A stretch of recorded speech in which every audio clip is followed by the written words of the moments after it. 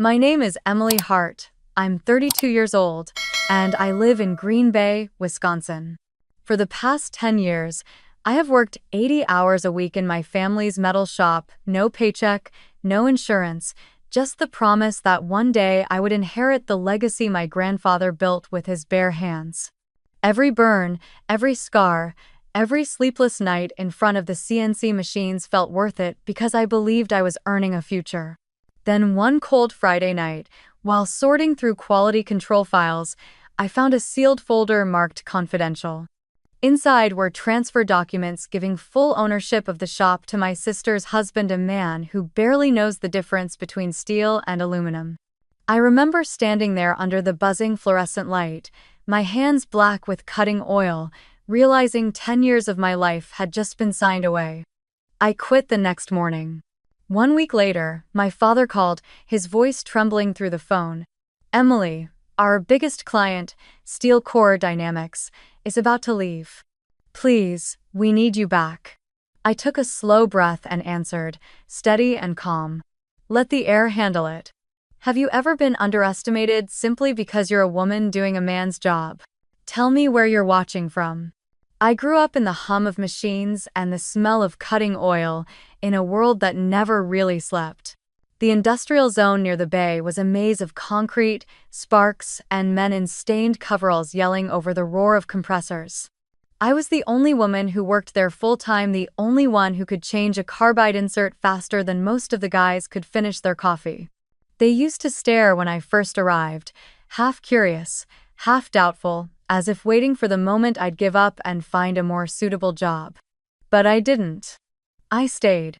I learned every sound those machines made, every vibration through the concrete floor, every smell that told me something was off. The shop had been in our family for 3 generations. My grandfather built it back in 1970 with one battered CNC mill and a dream that smelled like steel and sweat. He started out making tractor parts for local farms, sleeping on a cot in the corner during his first winters because he couldn't afford to heat the place. When I was little, he'd let me sit on his knee and press the green cycle start button. I can still remember the thrill when the spindle came to life, the way the metal screamed softly as it cut, like the heartbeat of something alive. When he passed away, my father took over. He wasn't a dreamer like Grandpa. He was practical, cautious, the kind of man who measured worth in hours worked and numbers earned. But he loved the business, and I wanted to make him proud. After high school, while my sister Claire went off to study marketing and chase internships in Chicago, I enrolled at a technical institute. I wanted to learn to program machines, to design jigs and fixtures, to make metal behave the way I wanted it to. When I graduated, I came straight back to the shop, thinking I'd earn my place the old-fashioned way by showing up earlier and staying later than everyone else. And I did. When I joined, we had 6 mills and 3 lathes. Within a decade, we grew to 10 mills and 5 lathes, took on contracts with medical device manufacturers and aerospace suppliers. I ran the machines, designed the custom fixtures, handled quality control, and negotiated directly with clients whenever a drawing came in with impossible tolerances. If a part had to be within 3 microns, it was my responsibility. If a customer sent an emergency job on Friday night, I was the one who stayed until dawn to finish it. The work was hard. The machines ran hot and loud. I can still smell the mixture of coolant and oil that clung to my clothes even after washing. My hands were permanently rough from deburring sharp edges, my nails trimmed short because long nails didn't survive in this trade. I learned to read the machines by ear. A faint chatter meant a dull tool, a deeper hum meant the spindle load was too high. When the others couldn't figure out why a part was off, I'd stand beside the mill, listen for 10 seconds, and know exactly which offset to tweak. They called it intuition, I called it obsession. There were nights I'd look at the clock and realize it was 2 in the morning, the whole industrial park dark except for the glow of our shop's sodium lights. Sometimes I'd take a break, sit on the loading dock, and watch fog rise from the bay. My reflection stared back from the oily puddles on the concrete, and I'd think, this is my life. This is the price of building something that lasts. Clients started asking for me by name. Engineers from larger firms sent their blueprints directly to Emily at Heart Metalworks. One even joked, "If she's on the job, we can stop worrying about the specs." Every compliment made the long hours feel lighter. And every time my father said, "You're the future of this place, kiddo," I believed him. He said it so often that it became a promise carved into my chest. I never asked for a paycheck. My parents said the money was being reinvested, that I was building equity in the company. They provided a room upstairs, dinner at the family house, and told me that was enough for now. "One day this will all be yours, Emily," my mother would whisper, touching my shoulder as I came home covered in grime. And I smiled, because I believed her. I didn't need contracts, or titles, or paperwork. I had trust. I had family. And I had my hands, the same hands that once fit inside my grandfather's gloves, now calloused and steady, shaping metal the way he taught me. For 10 years, I gave that shop everything I had, every hour, every ounce of energy, every part of me that could still move after the sun went down. 80 hours a week, sometimes more. The machines didn't stop, and neither did I. I woke up before dawn, my alarm blaring at 4:30 a.m. And the first thing I did was stretch my back, which had started aching before I even turned 30. By 5, I was already at the shop, the lights flickering on one by one, the cold air thick with the smell of metal dust. I would prep the CNC mills, load programs, calibrate offsets, and by the time anyone else showed up, the first run was already complete. No one ever asked me why I worked so hard, because everyone already knew the answer or thought they did. "You're doing it for yourself," my father would say with that tone of patient authority, like he was handing me wisdom. "You're building your own future. Remember, Emily, this is all for you." My mother would nod beside him, a soft smile on her face. "One day, sweetheart, when it's yours, you'll be grateful you stuck it out." So I believed them. I believed that the long nights, the skipped dinners, the birthdays spent at the shop were all part of some greater plan that would one day make sense. The truth is, I didn't have a life outside those walls. My friends stopped inviting me out years ago, after hearing "I can't make it" too many times. I missed weddings, holidays, even my sister's baby shower. When I wasn't at the shop, I was asleep, and when I wasn't asleep, I was thinking about the shop. I ate standing up most days, usually cold leftovers balanced on a tool cart between machine cycles. My hands were cracked from coolant and metal dust. My hair, once long and shiny, was constantly singed from welding sparks, uneven where it had burned off near the ends. I had scars on my forearms from hot shavings and tiny burns that never healed quite right. My nails were split and gray from the oil, but I wore them like medals. There were days my body begged for rest. My lower back throbbed like a warning light I never turned off. I would lean against a workbench for a moment, stretch until I felt the vertebrae pop, and then go back to loading stock. I told myself pain was proof I was earning something. When exhaustion blurred my vision, I reminded myself, "You're the future of this place." That was the phrase my father used the most, and every time he said it, it felt like a promise I couldn't afford to break. Vacations weren't part of my vocabulary. When the crew took time off, I covered their shifts. "The business can't run without you," Dad said once, half joking. I smiled, not realizing it was truer than he meant. When I finally took one weekend to visit an old college friend, I came back to find 2 jobs behind schedule and a mess of broken toolpaths. My father shook his head. "See what happens when you're gone?" From then on, I never left again. I told myself it was loyalty. Deep down, it was fear that if I wasn't there, they'd find a way to prove I wasn't needed. Love was another casualty. I tried dating once a civil engineer named Mark, first met through a supplier. He was kind, patient, and fascinated by what I did. But after a few months of canceled dinners and rescheduled weekends, he stopped calling. I didn't blame him.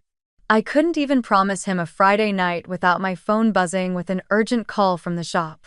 Once, I remember standing outside by the loading dock, phone pressed to my ear, the night air cutting through my jacket while I tried to explain to him why I couldn't come over. "You always say you're almost done," he said quietly. "But you never are." He was right. I never was. The shop became both my cage and my cathedral. Every time I heard the steady hum of the machines, it felt like purpose. Every time I wiped sweat from my forehead and looked at the finished parts gleaming under the lights, it felt like pride. And when my parents walked through the door, smiling at the efficiency reports, it felt like approval, the kind of approval I had spent my entire life chasing. I thought if I worked hard enough, if I became indispensable, they would see me not just as a daughter, but as an equal. There were small moments, though, when doubt crept in. Like when my father handed my sister a check for helping with marketing, even though she hadn't stepped foot in the shop for years. Or when my mother said, Chad might take the business to another level once he gets more involved, and my stomach tightened, though I didn't yet understand why. I pushed the feelings down. Family was family. I told myself not to compare. At night, when I finally lay in bed, my body sore and hands still smelling faintly of aluminum, I'd stare at the ceiling and imagine the future they kept promising, my name on the sign outside. My team working under me, maybe even a small office with windows. It was enough to make the fatigue bearable. I told myself that people like me didn't need recognition right away. I believed that merit, like gravity, would eventually pull things into balance. But it never did. Looking back now, I think my biggest mistake wasn't working too hard. It was believing that fairness would just happen on its own, that love and loyalty would naturally lead to justice. I thought if I became the best, if I carried every burden, if I proved myself beyond question, they would have no choice but to give me what I'd earned. I was wrong. In a family business, merit doesn't always win. Sometimes it's silenced, sometimes it's quietly replaced. And sometimes you don't realize you've been erased until it's already too late. It was around 2020 when Chad Walker entered my life, or rather, invaded it. He came in wearing pressed shirts, polished shoes, and that practiced confidence of someone who's read more business books than he's lived real days in a factory. My sister Claire brought him home for dinner one evening, her voice practically glowing as she introduced him. Chad just finished his MBA at Northwestern. He's brilliant, Emily. You'll love how his mind works. Brilliant. That word lingered in the air like a bad perfume. It was the same word people used when they didn't have evidence of actual skill. I shook his hand that night across the dinner table, his grip too firm, his smile too white. "So you're the engineer," he said, like I was some novelty item he'd just discovered. "That's impressive. Women in manufacturing, that's rare." I forced a smile. I'd heard that line before, just not in such a patronizing tone. A few months later, my parents announced that Chad would be joining the family business to help modernize operations. Supposedly, he was there to digitize the process, build the brand, and develop new partnerships. The truth? He spent his first week walking around with his phone, taking photos of machines he didn't understand, posting them on the company Instagram with captions like, "Innovation never sleeps," or "Another successful day at Heart Metal Works." The comments were mostly bots, but my parents were ecstatic. "Look at the engagement," my mom said, eyes shining. "He's bringing us into the modern age." Meanwhile, I was crawling under a CNC lathe that had just jammed, covered in oil and metal dust. I remember looking at him across the shop, me in heavy gloves, sweat pouring down my neck, him sipping a $10 latte, scrolling on his tablet, and realizing how differently the same word work could look. Chad's schedule was generous. He'd show up around 10:30, sometimes 11, with a Starbucks cup in one hand and his Bluetooth headset in the other. "Just had a call with a potential partner," he'd say, even though his screen showed nothing but ESPN scores. He'd stay for a few hours, disappear for a lunch meeting, and return around 3, usually in time to make one more post or chat with suppliers I'd already handled. By 4:30, he was gone. And yet, unlike me, Chad got paid $60,000 a year, my mother proudly told me, as if she were announcing a promotion. He's bringing real business expertise, she said. We can't expect him to volunteer like you do. I stared at her, stunned. I'd worked 10 years without a single paycheck, 10 years of grinding, bleeding, missing holidays, and now they were cutting checks for a man who didn't even know what G-code was. When Chad got his company truck, a brand new Ford F-150 with custom detailing, I didn't even pretend to smile. He needs reliable transportation for client visits, Dad said, handing him the keys. You still have your old pickup, right? I looked out the window at my rusted 20-year-old Chevy with its cracked windshield and oil stains on the driveway. I didn't answer. At first, I told myself it didn't matter. I was the engineer, he was just the figurehead. Let him play dress up. Let him stand in front of the machines for photos and pretend he knew what torque limits were. The clients knew who actually got the job done. I convinced myself the work would speak for itself. But slowly, I started to see something shift. During meetings, my parents began turning to him first. Chad, what do you think of this? Chad, maybe you could handle the client presentation. I'd sit across the table, covered in small cuts and bruises from the shop, watching as he talked in circles words like scalability, efficiency matrix, digital footprint, and they'd nod like he was speaking gospel. Sometimes he'd glance at me mid-sentence, just long enough to flash that polite, empty smile that said, "You stay in your lane." One evening, we were closing up the shop. I'd just finished a 14-hour day, fine-tuning a titanium mold that had to be shipped out the next morning. Chad was standing near the front office, talking to Claire. I overheard her laugh light, condescending. Em's the technical one, she said. But Chad's the strategist. That's what keeps the business alive. That line cut deeper than any metal shard ever had. You're the technician, he's the strategist. As if execution was meaningless. As if years of sweat and scars were somehow less valuable than PowerPoint slides and buzzwords. It wasn't just favoritism anymore. It was rewriting history in real time, turning my labor into his legacy.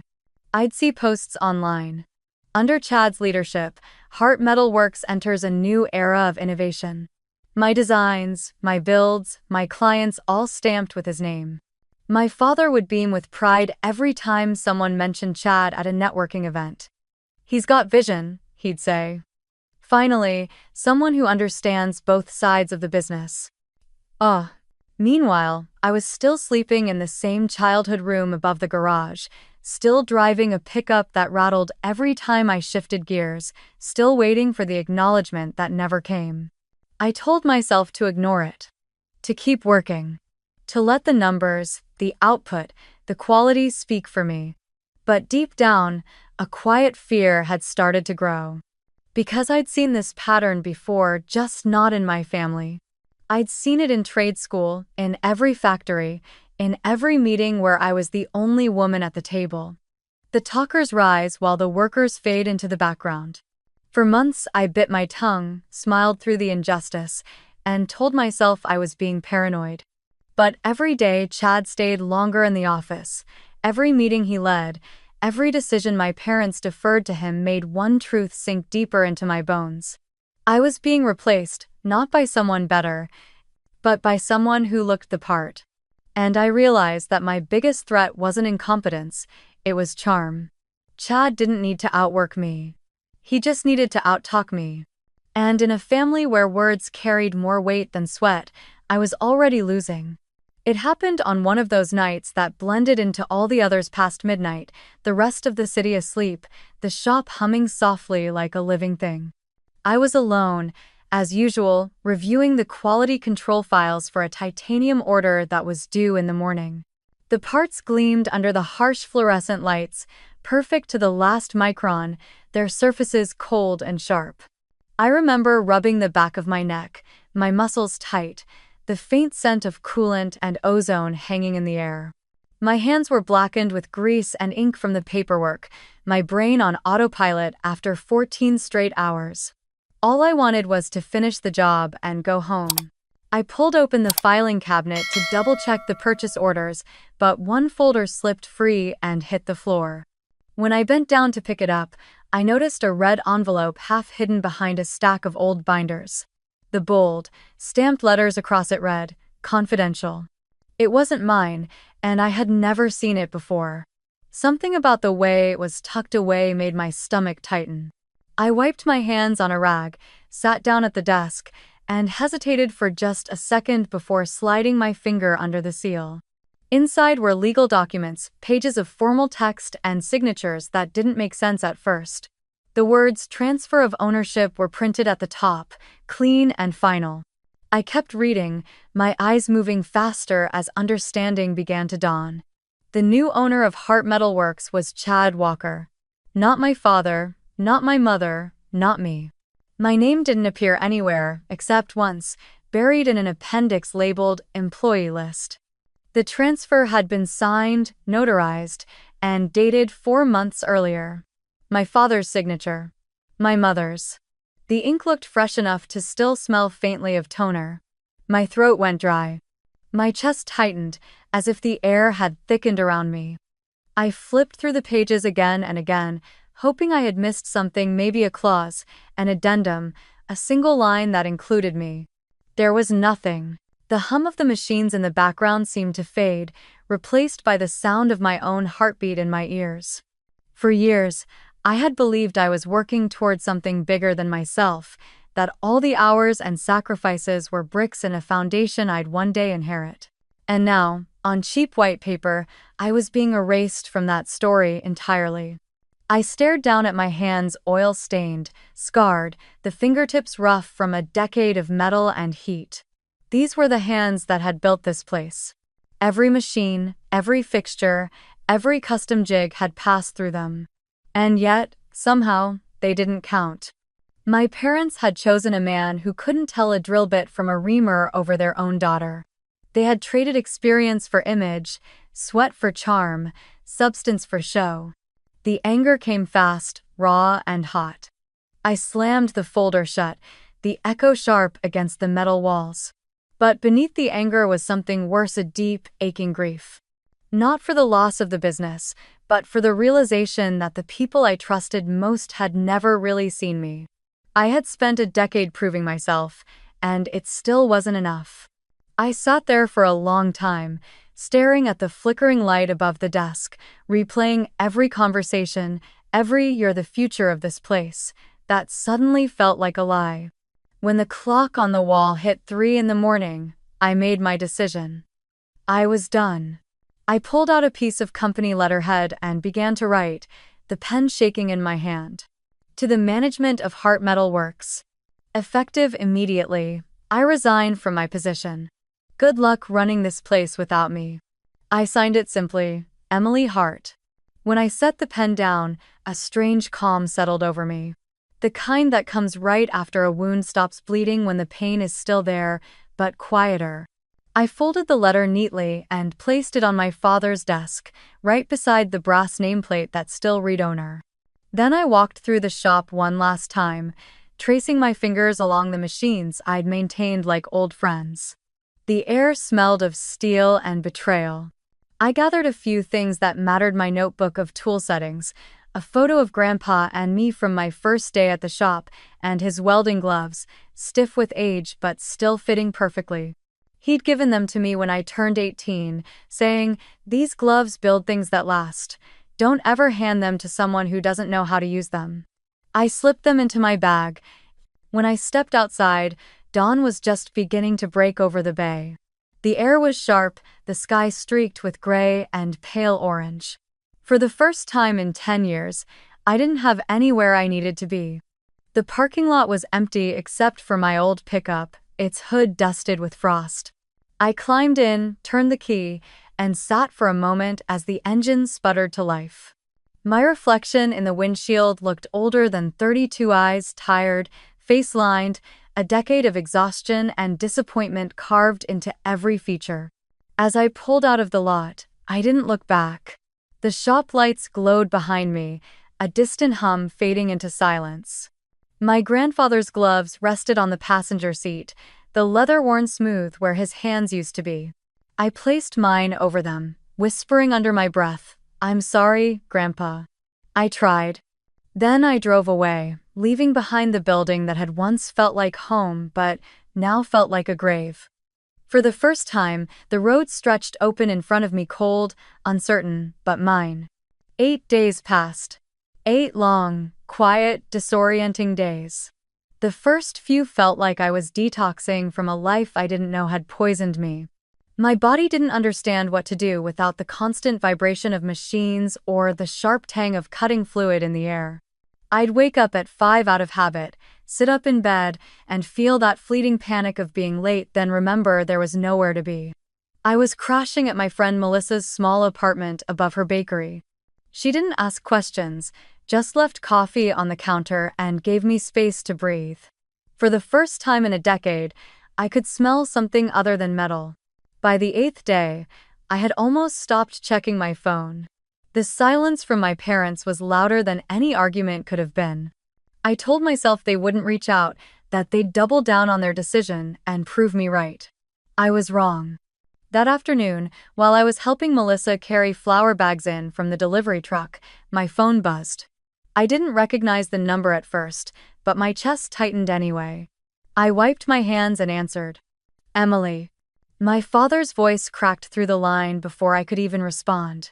It wasn't the steady, commanding tone I grew up with. It was strained, uneven. "Thank God you picked up." I froze. "Dad?" "It's steel core dynamics," he said, his words tumbling over each other. "They're threatening to pull their contract. Chad's been handling their last order, and apparently the specs are off. They said the parts don't match the tolerances you used to run. They won't sign off until someone fixes it." His breath hitched. "We can't afford to lose them. That's 40% of our revenue. You have to come back." For a second, my old instincts kicked in. I could almost see the machine in my head, hear the spindle whirring wrong, feel the fix waiting in my fingertips. Every part of me wanted to grab my keys, drive straight to the shop, and set things right. That's what I'd always done: clean up their messes. Make things work. But then I remembered that red envelope. I remembered the signatures.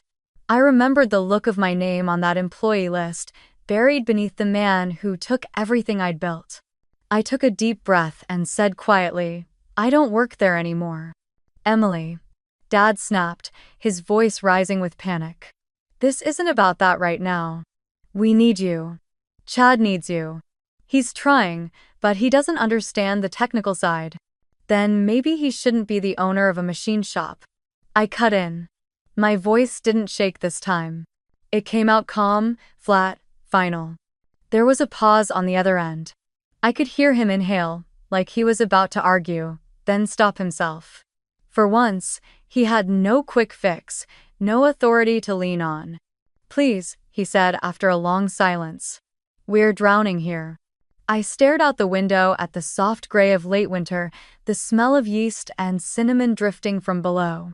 It struck me how different this air was, how clean it felt to breathe without oil and betrayal in it. "You made your choice," I said softly. "Let the air handle it." The silence that followed was deafening.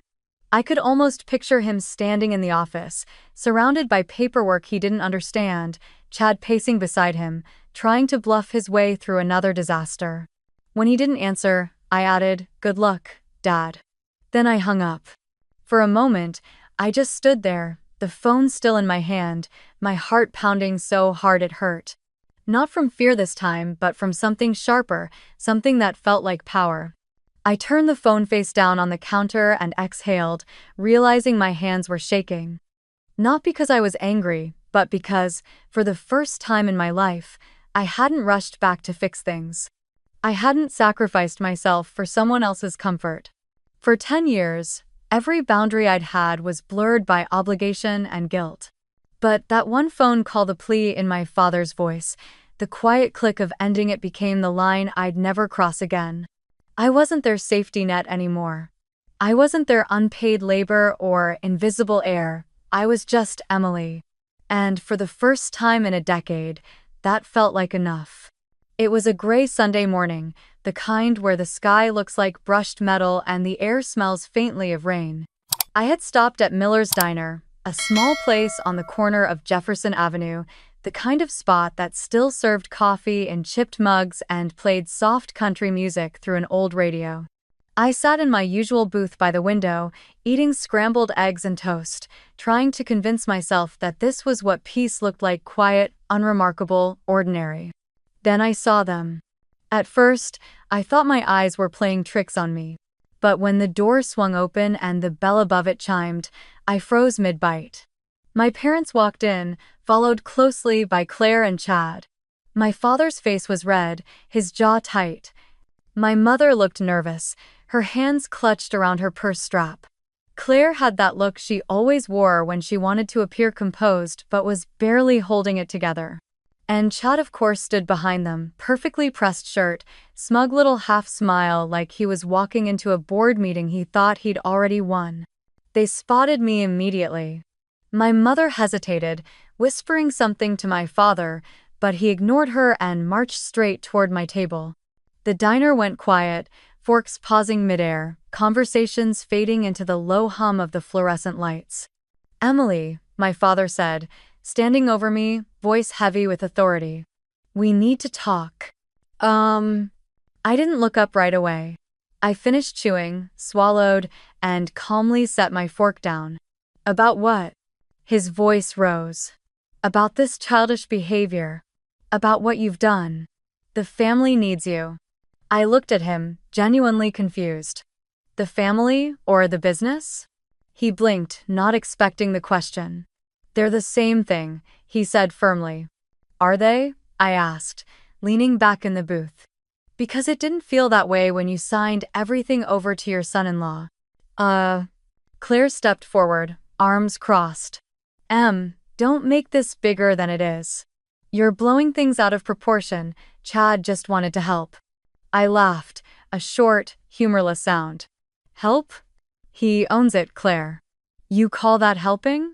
Chad finally spoke, sliding his hands into his pockets like he'd been waiting for his cue.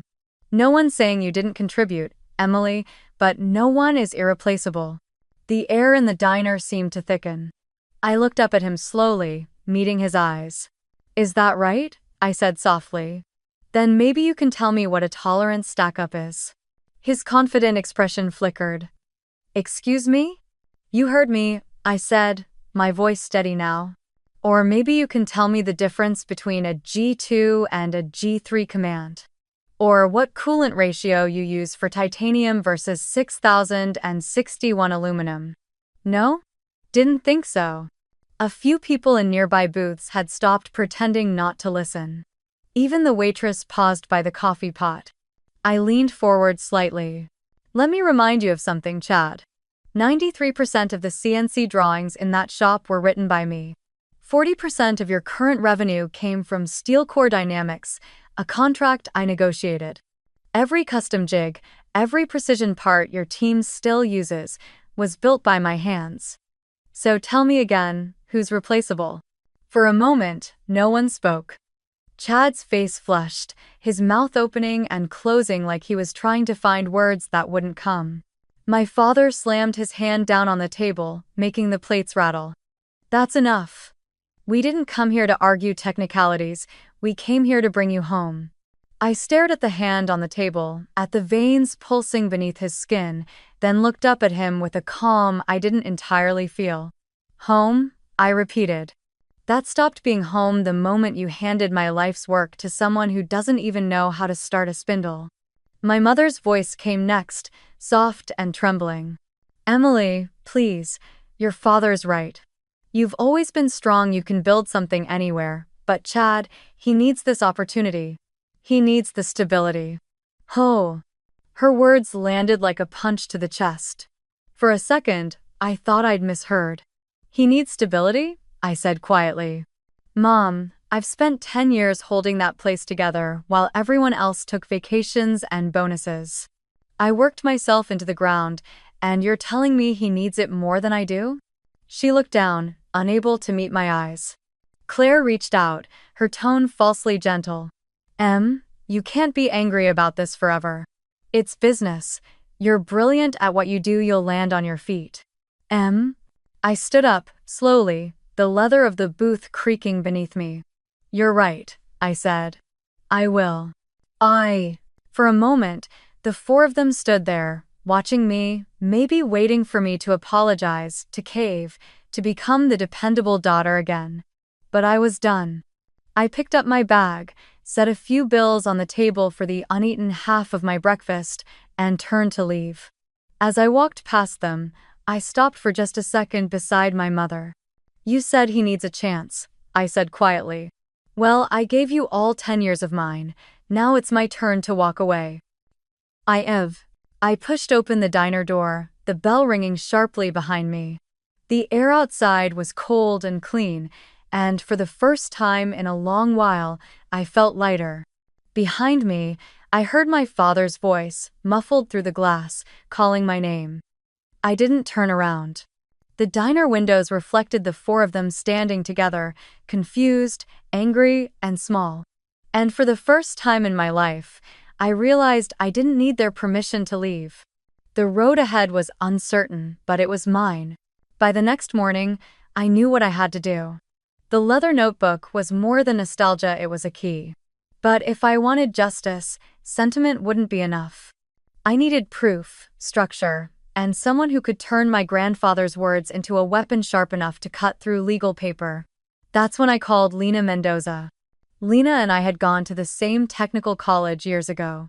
While I'd gone into mechanical engineering, she'd pivoted, finishing law school and opening her own small firm in Milwaukee specializing in business disputes.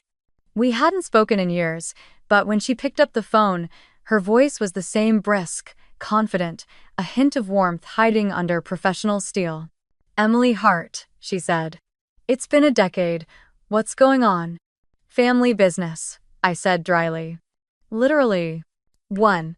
When I told her everything, the unpaid years, the betrayal, the red envelope, the transfer papers, and finally, my grandfather's journal, she didn't interrupt once. When I finished, there was a pause. Send me everything, she said, and Emily, don't talk to them again without me. 2 days later, I drove to her office. The place was modest, no marble floors or receptionist, with perfect hair, just shelves stacked with binders and a framed degree on the wall. Lena was at her desk, hair tied up, glasses perched low on her nose as she flipped through the documents I'd sent. When she finally looked up, her eyes were bright. Okay, she said, tapping the folder with her pen. We can do this, but we need to be smart. There are 3 things we have to prove. 1. That you are the technical backbone of the business. 2. That your parents' transfer to Chad violates your grandfather's founder intent. And 3. She paused, a small grin forming. That your dear brother-in-law is not only unqualified, but possibly committing financial misconduct. I exhaled. That last one shouldn't be too hard. The next few weeks blurred into focus. I became a detective in my own life, piecing together the trail of proof buried under years of loyalty. Every night, I sat at my kitchen table surrounded by piles of documents, coffee-stained notebooks, and a flash drive full of company data I'd saved before quitting. The first evidence was easy: my track record. I went through hundreds of client emails, each one a time-stamped footprint of my contribution. There was one from a steel core engineer. Emily's precision saved our project. If she hadn't caught the misalignment, we'd have lost the entire prototype batch. Another from Aerodynamics Corp. Emily, your tolerance corrections are the reason we renewed this contract. Then came the numbers. Using spreadsheets I'd built years ago, I charted the company's growth during my tenure. In 10 years under my technical leadership, revenue had climbed 180%. Before that, barely 30%. The data spoke louder than any defense my parents could fabricate. But what sealed the pattern wasn't my success, it was Chad's failure. One night, Lena called me after reviewing some of the financial statements I'd found on an old company drive. Emily, she said, her tone almost amused, your brother-in-law might just hand us this case himself. The company credit card history read like a parody. Thousands of dollars in client entertainment that coincidentally matched dates of Packers games. A $3,000 charge for networking dinners in Miami during a week when no trade conferences existed. And my personal favorite, a $5,000 home theater system labeled as office equipment, shipped directly to Chad's address. When Lena saw the list, she shook her head. You can't make this up. He's a walking audit violation. Still, she wanted more. We'll need internal witness statements, something from people who've worked under both of you. Bonus points if they've seen him screw up firsthand. That's when I called David Klein, one of the oldest machinists still working at the shop. He'd started under my grandfather in the late 80s and stayed long enough to see every era of the business, the expansion, the modernization, and now the decay. When I met him at a small coffee shop downtown, he looked older but just as solid, thick hands, gray beard, and the kind of quiet honesty that never aged. I heard what happened, he said, shaking his head. Your grandfather would be sick over it. He reached into his jacket and pulled out an old file folder. I've been cleaning my garage. Found these contracts your granddad wrote himself. Look at the language. See how, over the years, he starts adding words like team share, collaborative ownership, collective equity. He was moving toward fairness, Emily, not hierarchy. I flipped through the documents, feeling my throat tighten. He really meant it, I whispered. David nodded. He used to say it all the time. Emily's got my hands and my heart. She'll carry the shop forward one day. I never forgot that. When I brought the folder back to Lena, she smiled for the first time since we started. This, she said, holding up the page with Grandpa's evolving contract clauses, is gold. Founder intent, documented progression, direct testimony from someone who worked beside him. Combined with your grandfather's journal, it's airtight. I stared at her, disbelief and relief fighting for space in my chest. So, we have enough. Lena closed the folder and leaned back in her chair, her expression firm. We have more than enough. The technical evidence proves your contribution. The financial records bury Chad, and your grandfather's words, they give us moral gravity the court will respect. She paused, then smiled faintly. Get some rest, Emily. Because the next time you walk into that building, it won't be as an employee. It'll be as the rightful heir of its soul. For the first time in months, I slept through the night. And when I woke up, I didn't feel small or erased anymore. I felt ready. The courthouse in Green Bay was a tall, gray building that looked like it had never known warmth. The steps echoed under my boots as I climbed them, my pulse steady but my stomach tight. Inside, everything smelled faintly of coffee and paper, sterile, formal, unbending. I spotted Lena near the end of the corridor, sleek in a navy suit, flipping through our files with calm precision. She looked up, saw me, and gave a short nod. You ready? She asked. As I'll ever be. She smiled slightly. Good. Because today, you stop being the invisible worker. Today, they finally have to look at you. End of frail. The courtroom was packed. Local press, a few old clients, even some former employees who'd heard about the case. My parents sat at the defendant's table beside Chad, who wore an expensive gray suit and the smug expression of a man convinced he could talk his way out of anything. My mother refused to meet my eyes. My father stared straight ahead, jaw tight. Judge Harris entered, a man in his 60s with sharp eyes and the posture of someone who'd seen every kind of human foolishness. When he spoke, his voice carried like iron. Case number 24-315, Hart versus Walker. Let's begin. Lena rose first. Her voice was steady, crisp, and deliberate. Your Honor, this case is not about inheritance. It's about integrity. It's about a woman who gave 10 years of her life to a business built by her grandfather, only to be erased from its future. We will show that Emily Hart was the technical and operational core of Hart Metal Works, that the transfer of ownership to Chad Walker violated documented founder intent, and that Mr. Walker is unfit to run the business due to both incompetence and financial misconduct. Then she began the presentation. She projected the first exhibit onto the screen, a page from my grandfather's leather notebook, the handwriting elegant and firm. Whoever builds with their hands and mind owns a piece of the workshop's soul. The courtroom was silent as the words hung in the air. Next came the photographs, my 12-year-old self welding under my grandfather's supervision, rows of machines I had calibrated, client thank you emails praising my precision. Then spreadsheets 10 years of data showing the company's 180% growth during my leadership of technical operations. Finally, the financial statements, each one with highlighted charges. Packers tickets, a business retreat in Miami, a $5,000 home theater system labeled as office equipment. The audience murmured when Lena said softly, all charged to company funds. When it was my turn, she called me to the stand. My palms were cold, but my voice was steady. I described what the last decade had looked like: 80-hour weeks, oil burns, sleepless nights, fixing machines that others couldn't. I thought I was investing in my future, I said quietly. My parents told me I was working for something that would one day be mine. I didn't realize I was building a throne for someone else. Then came Chad's turn. He strutted to the witness stand, flashing his practiced smile to the room.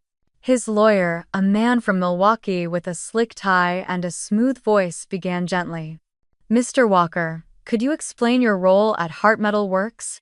Chad straightened his shoulders.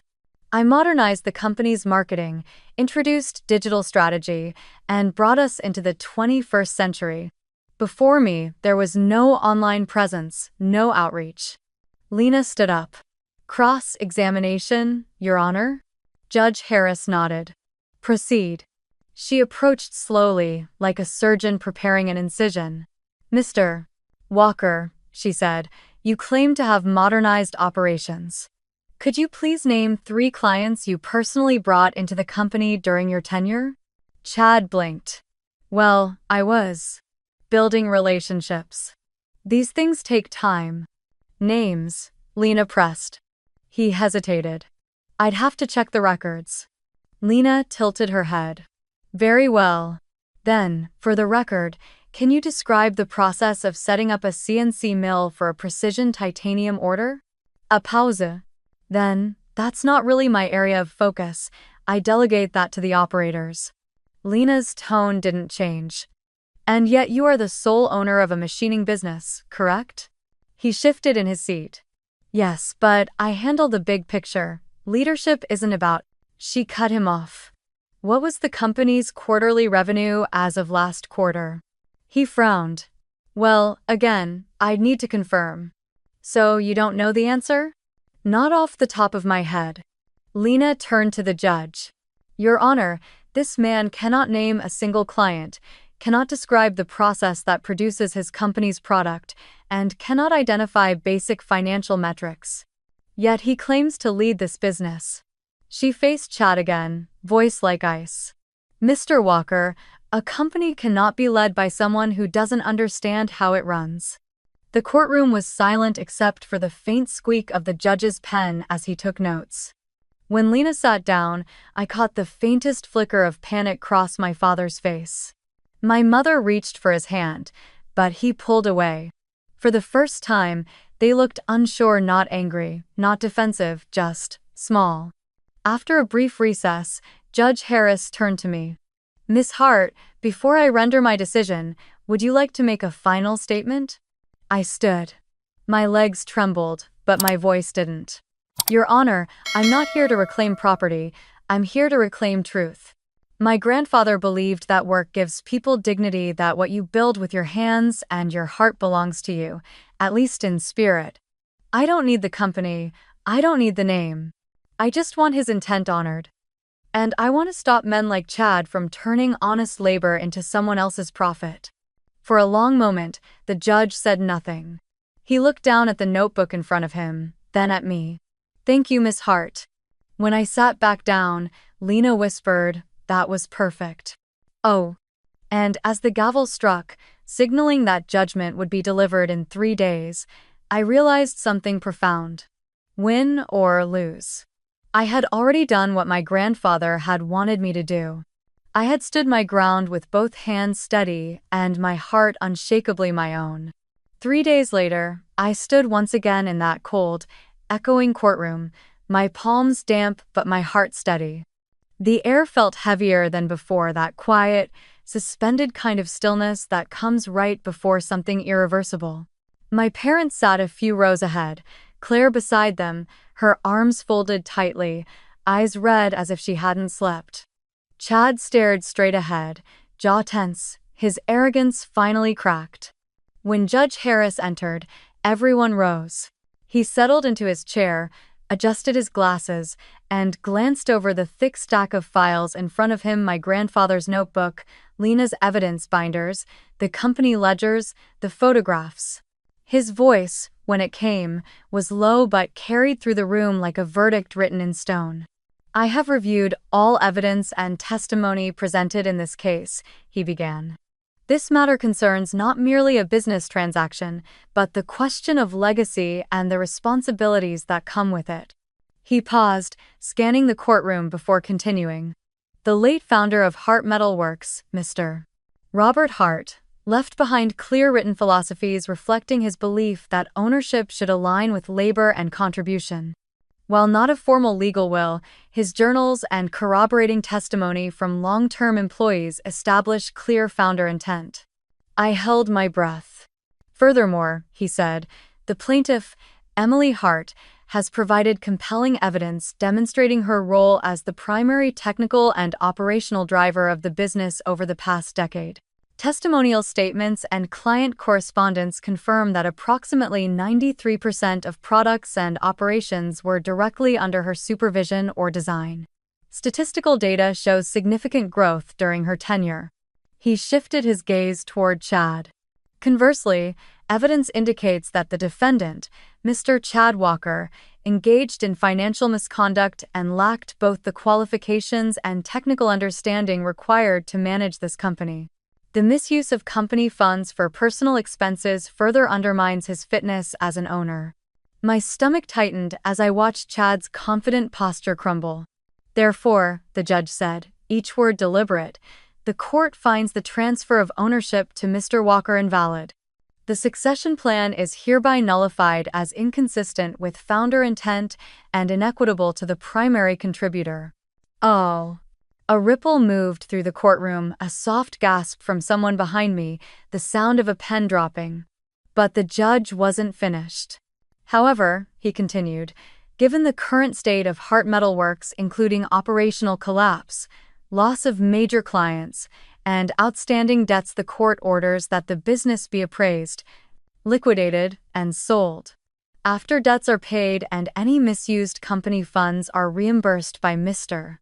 Walker, the remaining proceeds shall be divided equally between the founder's two biological children, Miss Emily Hart and Miss Claire Hart." He looked directly at me. "Miss Hart, this court recognizes your immeasurable contribution and your grandfather's intent that your work be honored. But it also recognizes the reality that the business, as it stands, cannot recover. What remains will allow you to start anew." He struck the gavel once, firm, final, echoing. "Court is adjourned." Oi. The sound felt like both an ending and a clean break. For a long moment, no one moved. My father stared down at the table, his hands trembling slightly. My mother's face was pale, blank, not angry anymore, just hollow. Claire leaned toward her husband, whispering something sharp that made him flinch. Lena exhaled beside me, gathering her papers, but her eyes softened when she turned toward me. "You won," she said quietly. I nodded, but the words didn't feel like victory. "I know." Outside, the afternoon light was cold and bright against the courthouse steps. I stood there for a while, letting it hit my face, letting the noise of the world replace the silence of judgment. Reporters lingered near the curb, murmuring, but no one approached.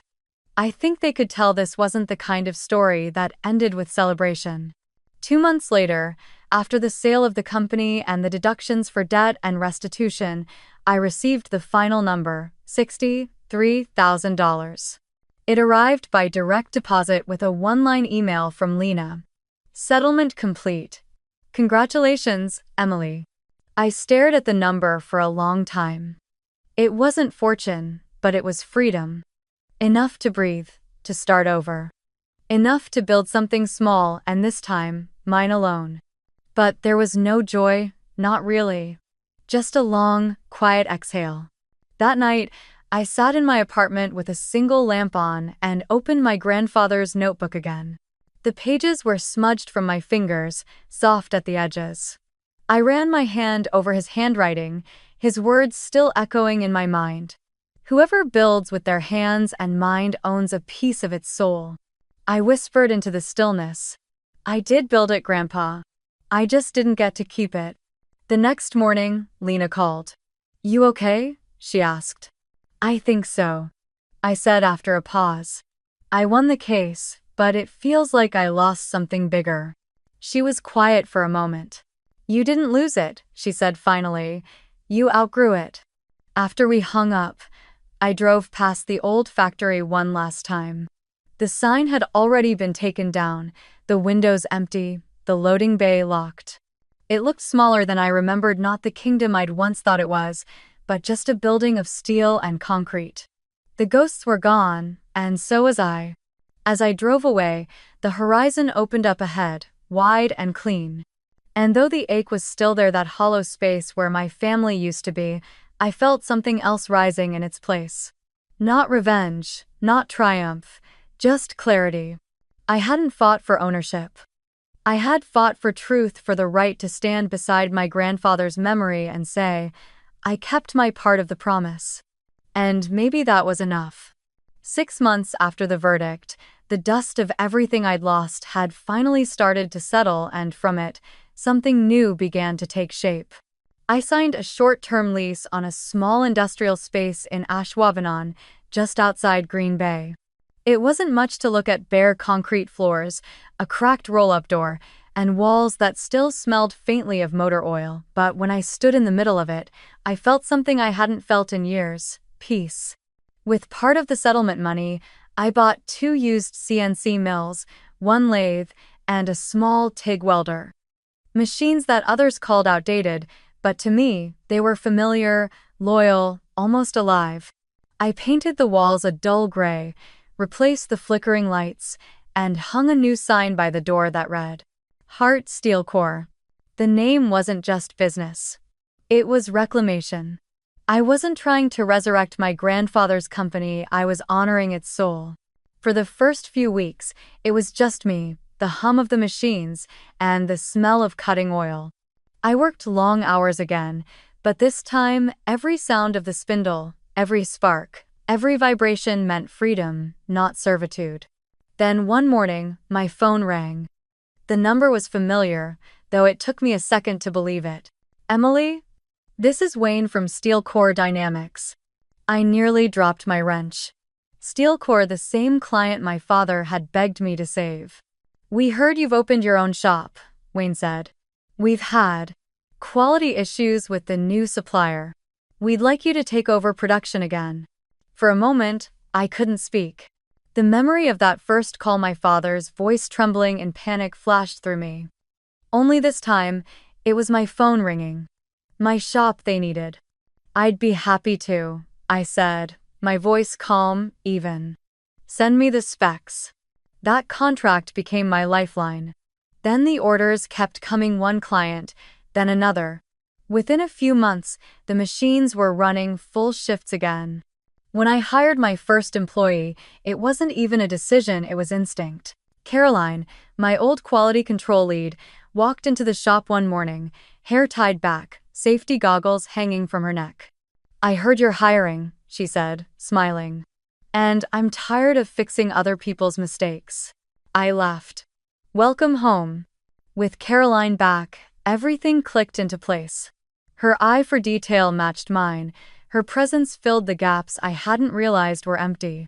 Together, we rebuilt from nothing, tightening tolerances, winning contracts, earning trust the only way I knew how.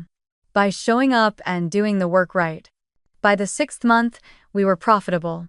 By the 8th, we had more orders than we could handle. The sound of metal cutting through metal, once a symbol of exhaustion, had become music. 1 year later, I got another call, this time from a man named Andrew Harland, the new owner of the old Hart Metalworks property. "We're liquidating the remaining equipment," he said. "I heard you used to work here. Thought you might want first pick before we scrap it all." A strange ache stirred in my chest. "I'll come by," I told him. The building looked different when I pulled up, emptier, hollowed out. The big sign had been taken down, the offices stripped bare. Dust floated in thick beams of light spilling through the high windows. Rows of machines stood quiet, like old soldiers waiting to be put to rest. Andrew led me through the floor, pointing out what was left. "Most of this is outdated," he said. "We'll probably just auction it off. But there's one old CNC mill in the back corner, your grandfather's, I think. We were going to scrap it. The thing barely runs." When I saw it, I froze. There it was. The first machine my grandfather had ever bought. The one I'd learned on when I was 12, standing on a crate just to reach the controls. Its frame was scratched, the paint flaking, the buttons dulled by decades of touch. Andrew shrugged. "It's worthless in production terms. But if you want it, you can take it. Consider it." Returning home, I ran my fingers over the cold metal, feeling the faint grooves where my grandfather's hands had once been. "I'll take it," I said quietly. It took 2 weeks of long nights to restore that machine. I replaced the bearings, recalibrated the drive motors, and polished every inch until it gleamed again. I didn't do it for output, it was too slow for modern work, but because it deserved to live. Because he deserved to live through it. When I finally powered it up, the screen flickered, the motor hummed, and I swore I could almost hear my grandfather's voice. "Listen to the rhythm, Emily. The machine always tells you what it needs." There. I placed the old mill in the brightest corner of my new shop, where the morning light hit it first. That became my favorite spot, the soul of the place. One afternoon, David, the retired machinist who had testified for me, stopped by. He stood silently for a long moment, eyes tracing the familiar shape of the machine. Then he reached out, placed his weathered hand on its frame, and smiled. "Your grandfather would be proud of you," he said softly. I nodded, swallowing the lump in my throat. "I don't need them to admit it anymore," I said. "I have my own shop now, and it still carries his name." He smiled, eyes misting. "That's how legacy really works, kid. You don't inherit it, you rebuild it." That night, after everyone left, I turned off the lights, leaving only the glow of the old CNC mill in the corner. The hum of its motor filled the silence like a heartbeat. I closed my eyes, letting the warmth of it settle through me. Fairness doesn't always come from those who share your blood. Sometimes, it's forged by your own hands when you finally claim what you deserve. Build your own table. And when you do, open it for those who were once left outside. Have you ever been overlooked or dismissed in your own family or your own work just because they didn't believe you could do it? Tell me where you're watching from.